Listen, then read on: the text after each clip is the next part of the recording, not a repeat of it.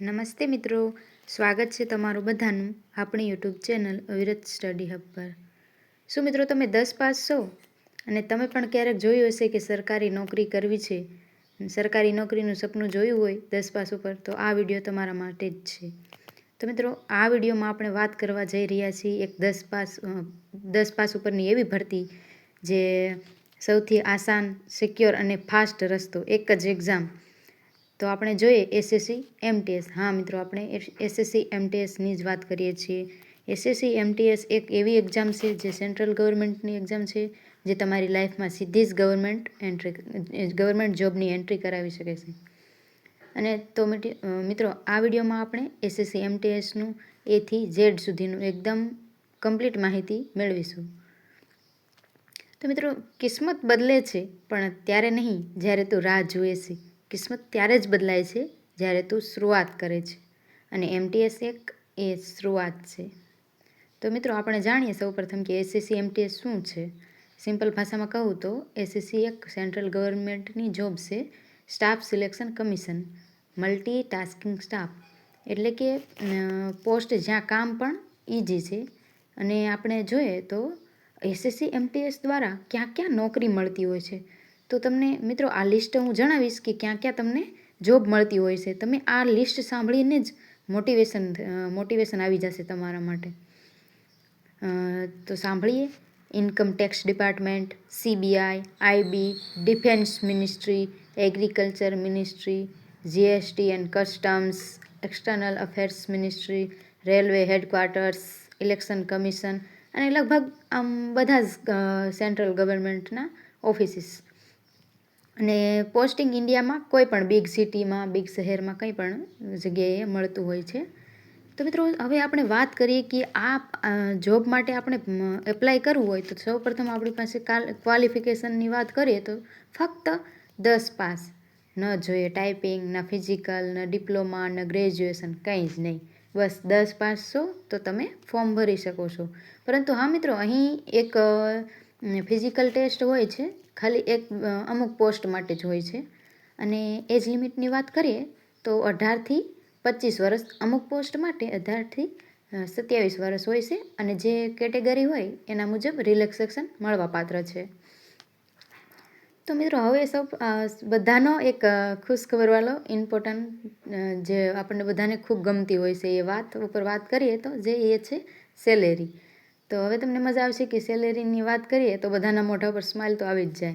તો જાણીએ SSC એમટીએસની salary શું હોય છે। મિત્રો શરૂઆતમાં બેઝિક પે જેનું 18,000 રૂપિયાથી 22,000 રૂપિયા હોય છે, જેમાં ડીએ પ્લસ એચઆરએ પ્લસ ટીએ તેમજ તેની સાથે મેડિકલ અને ઘણી બધી લીવ મળતી હોય છે, ઘણા બધા ગવર્મેન્ટના બેનિફિટ્સ મળતા હોય છે।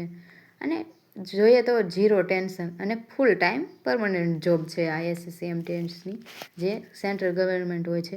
અને તેમાં મિત્રો તમને ઘણા બધા પ્રમોશન પણ મળવાપાત્ર છે। તો તમે જોઈ શકો છો એલડીસી, યુડીસી, એલડીસી, યુડીસીથી ત્યારબાદ આસિસ્ટન્ટ, ત્યારબાદ સેક્શન ઓફિસર સુધી તમને પ્રમોશન મળતા હોય છે। ભલે શરૂઆત નાનાથી થાય, નાની પોસ્ટથી, પણ તમને ઘણી બધી પ્રમોશન મળતા તમે એક સારી એવી પોસ્ટ ઉપર જતા હોય છે। અને મિત્રો તેનો વાત કરીએ તો સેલેરીમાં ઇન હેન્ડ સેલેરી તો 35,000થી 40,000ની અરાઉન્ડ ઇન હેન્ડ સેલેરી મળતી હોય છે। તો એક સેલેરી પણ સેન્ટ્રલ ગવર્મેન્ટમાં ખૂબ સારી મળતી હોય છે। અને આપણે જોઈએ તો આ એસએસસી એમટીએસમાં જો આપણને નોકરી મળી જાય તો એમાં કામ શું રહેતું હોય છે, તો આપણે જોઈએ તો કામ ખૂબ ઇઝી અને આમ ઓફિસ સપોર્ટ ટાઈપનું હોય છે, જેમાં ફાઇલ લઈ જવી લાવવી હોય, અને કમ્પ્યુટરમાં કંઈક બેઝિક એન્ટ્રી હોય, આપણા જે સ્ટાફના જે એમને હેલ્પ કરવાની હોય છે, મેલ હેન્ડલિંગ કરવાનું હોય, ફોટોકોપી, જો વિઝિટર આવતા હોય, જે ગાઈડ આવતા હોય તેમને ગાઈડ કરવાનું, અને ઓફિસમાં નાના કામથી માંડીને એડમિટ સુધી હોય, ઘણા બધા એવા નાના મોટા કામ રહેતા હોય છે, અને જે ઓફિસમાં જ હોય છે। જોઈએ તો આમ બહુ એવું સ્ટ્રેસવાળું કામ નથી, અને જોબ સિક્યોરિટી 100% છે। તો હવે ચાલો મિત્રો આપણે વાત કરીએ તો એક્ઝામ પેટર્નની। તો જે એસએસસી એમટીએસમાં એક જ એક્ઝામ હોય છે, CBT 1, જેમાં 2 સેશનમાં એક્ઝામ લેવાતી હોય છે, જેમાં પ્રથમ સેશન છે તેમાં મેથ્સ અને રિઝનિંગ પૂછાતું હોય છે, જે ટોટલ 120 માર્કનું હોય છે. અને તેમાં એક એ ફાયદો છે કે જે તમારે ખાલી ક્વોલિફાઈંગ જ કરવાનું હોય છે અને તેના માર્ક મેરિટમાં કાઉન્ટ નથી થતા. પરંતુ જે સેશન બીજો સેશન છે જેમાં જનરલ અવેરનેસ અને જે લેંગ્વેજ ગુજરાતી હિન્દી તમારે હોય તે હોય છે, જેના ટોટલ 150 માર્ક હોય છે અને તેમાંથી મેરિટ બનતું હોય છે.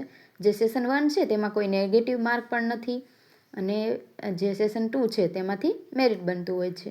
જો તમે થોડીક સારી એવી મહેનત કરો તો આમાં તમને જોબ મળવા પાત્ર છે. અને આપણે ડિટેલમાં થોડું સિલેબસની વાત કરીએ તો મેથ્સમાં percentage, profit loss, time and work, speed, distance, જે સાદું વ્યાજ, ચક્રવૃદ્ધિ વ્યાજ, પછી એવી રીતના બેઝિક જે ચેપ્ટર છે તે ગણિતમાં પૂછાતા હોય છે. અને રિઝનિંગમાં જોઈએ તો એનાલોગી છે, કોડિંગ ડિકોડિંગ થઈ ગયું, ડાયરેક્શનના, missing numbers, blood relations, clock, calendar વગેરેના અમુક બેઝિક સવાલ પૂછતા હોય છે. ત્યારબાદ આપણે જોઈએ તો જીકેમાં હોય polity, history, geography, economics, science, government schemes વગેરેના પ્રશ્નો પૂછાતા હોય છે. ત્યારબાદ કોઈ પણ એક લેંગ્વેજ હોય છે, હિન્દી, ગુજરાતી કોઈ પણ હોય, તમારે તમારા મુજબ સિલેક્ટ કરી લેવાનું હોય. અને મિત્રો તમને એક વાત કહું તો આ એક્ઝામ દર વર્ષે આવે છે, સીટ હજારોમાં આવે છે અને કટ ઓફ પણ જો તમે સારી એવી મહેનત કરો તો તમારે આસાનીથી 3 થી 6 મહિનાની ફૂલ્લી તૈયારી હોય તો તમે આ એક્ઝામ પાસ કરી શકો છો અને આ જોબ મેળવી શકો છો. તો મારા પ્રિય મિત્રો, તમને એક વાત કહેવી છે કે જીવનમાં એક સારી શરૂઆત ખૂબ જ જરૂરી છે અને એસએસસી એમટીએસ એ જ શરૂઆત છે જ્યાંથી તમે તમારું ભવિષ્ય સેટ કરી શકો છો. અને આ 10 પાસ ઉપરની એક ખૂબ સારી એવી નોકરી કહેવાય. જો મિત્રો તમને આ વિડીયો જિંદગીઓ એની જ બદલાય છે જે બદલાવ લાવવા તૈયાર હોય, તો તમે પણ તૈયાર છો ને? કિસ્મત ક્યારેય અચાનકથી નથી બદલતી, પરંતુ સતત મહેનત અને પ્રયાસો કરવાથી જરૂર બદલાય છે. તો આશા રાખું છું કે મિત્રો તમને આ વિડીયોમાંથી ઘણી માહિતી મળી હશે. તો આ વાત સુધી આપણે અહીં આ વિડીયોને રાખીશું. જય હિન્દ, જય ભારત.